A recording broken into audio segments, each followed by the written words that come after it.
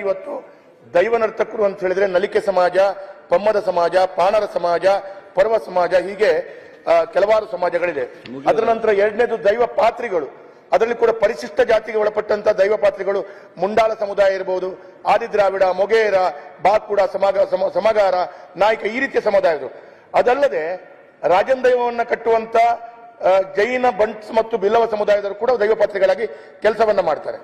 ಅವರು ಗರಡಿ, ಜಾರಂದಾಯ ದೇವಸ್ಥಾನ, ವೈದ್ಯನಾಥ, ಹೀಗೆ ಹೇಳ್ತೇನೆ, ಈ ರೀತಿಯ ದೈವಸ್ಥಾನಗಳಲ್ಲಿ ಅವರು ಸೇವೆಯನ್ನ ಮಾಡ್ತಾ ಇದ್ದಾರೆ. ಅದಲ್ಲದೆ ದೈವದ ಚಾಕ್ರಿ ಮಾಡುವಂತ ವರ್ಗ ಇದೆ. ಪೂಜೆ, ಪಾತ್ರಿಗಳು, ಮಧ್ಯಸ್ಥರು, ದೀಟಿಕೆಡುವರು, ಹೀಗೆಲ್ಲ ಇದ್ದಾರೆ.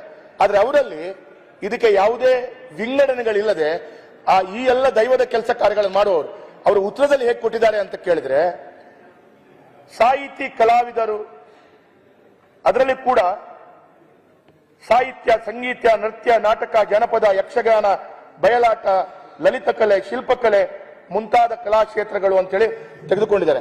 ದೈವದ ನರ್ತನದ ವ್ಯವಸ್ಥೆಗಳಲ್ಲಿ ದೈವದ ಚಾಕ್ರಿ ಮಾಡುವವರು ದೈವದ ಪಾತ್ರಿಗಳು ಅಂತ ಹೇಳುವಂತ ರೀತಿಯಲ್ಲಿ ಅದರಲ್ಲಿ ಇಲ್ಲ ಅಂತ ಹೇಳುವುದು ಪ್ರಪ್ರಥಮ ಭಾಗ. ಎರಡನೇ ಭಾಗ ಏನು ಅಂತ ಕೇಳಿದ್ರೆ, ಅವರು ಕೊಟ್ಟಂತ ಮಾರ್ಗಸೂಚಿಗಳಿವೆ. ಈ ಮಾರ್ಗಸೂಚಿಗಳನ್ನು ಮಂತ್ರಿಯವರು ಸರ್ಕಾರದ ಕಡೆಯಿಂದ ಬದಲು ಮಾಡಬೇಕು. ಆ ಮಾರ್ಗಸೂಚಿಯನ್ನ ದೈವ ನರ್ತಕರಿಗೆ, ದೈವ ಪಾತ್ರಿಗಳಿಗೆ, ದೈವ ಚಾಕ್ರಿ ಮಾಡುವಂತವರಿಗೆ ಸೇರಿಸುವಂತ ವಾತಾವರಣ ಆಗಬೇಕು ಅಂತ ಹೇಳೋದು ನನ್ನದು ಬೇಡಿಕೆ ಇದೆ. ಸಹಜವಾಗಿ ಇವತ್ತು ನಾನು ಕೇಳುವಂತದ್ದು ಇನ್ನೊಂದು ಮಾತು. ಈಗ ಇವರು ಅದರಲ್ಲಿ ಕೂಡ ಕೊಟ್ಟಂತ ವಿಚಾರಗಳು, ಇಡೀ ರಾಜ್ಯದಲ್ಲಿ 11,754 ಜನ ಸಾಹಿತಿಗಳಿದ್ದಾರೆ ಅಂತ ಕೊಟ್ಟಿದ್ದಾರೆ. ಸರ್, ದೇ ಆರ್ ಸಾಹಿತೀಸ್. ಅವರು ಸಾಹಿತಿ ಕಲಾವಿದರು ಅಂತ ಕೊಟ್ಟಿದ್ದಾರೆ. ಆ ಸಾಹಿತಿ ಕಲಾವಿದರಲ್ಲಿ ದೈವ ನರ್ತಕರು ಅಂತ ಹೇಳಿದ್ರು.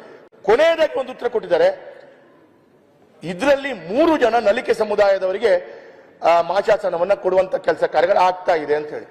ನಮ್ಮ ಜಿಲ್ಲೆಯಲ್ಲಿ ಈ ಎಲ್ಲ ಒಳಪಟ್ಟಂತದ್ದು ಎಂತೆಷ್ಟು ಜನಗಳು ಇದ್ದಾರೆ, ಎಷ್ಟು ಸಂಖ್ಯೆಯಲ್ಲಿದ್ದಾರೆ ನಿಮಗೂ ಗೊತ್ತಿದೆ. ಅದರಲ್ಲಿ ಕೂಡ ವಿಶೇಷವಾಗಿ ನಮ್ಮ ಬಂಟ್ವಾಳದ ಶಾಸಕರು ರಾಜೇಶ್ ನಾಯ್ಕ ಇದ್ದಾರೆ, ಇಲ್ಲಿ ಸುನಿಲ್ ಕುಮಾರ್ ಇದ್ದಾರೆ, ಎಲ್ಲಿ ಗೊತ್ತಿದೆ. ನಾನು ಕೇಳುವಂತದ್ದು 2,500 ರೂಪಾಯಿ ತಿಂಗಳಿಗೆ ಮಾಸಾಚನ ಕೊಡುವಂತ ರೀತಿಯಲ್ಲಿ ಈ ಎಲ್ಲ ಸಮುದಾಯದ ಬಂಧುಗಳಿಗೆ ಸೇರಿಸಿಕೊಳ್ಬೇಕು ಅಂತ ಒಂದು. ಎರಡನೇದು, ಹೊರ ರಾಜ್ಯದಿಂದ ಮದುವೆ ಆಗಿ ಬಂದಂತ ನಮ್ಮ ಜಿಲ್ಲೆಗೆ ಈ ಸಮುದಾಯದವರಿಗೆ ಜಾತಿ ಪ್ರಮಾಣ ಪತ್ರ ಸಿಕ್ಕುವುದರಲ್ಲಿ ತೊಂದರೆ ಆಗ್ತಾ ಇದೆ. ಇದನ್ನು ಕೂಡ ಸರಿಪಡಿಸಿಕೊಡ್ಬೇಕು ಅಂತ ನಮ್ಮ ಬೇಡಿಕೆ.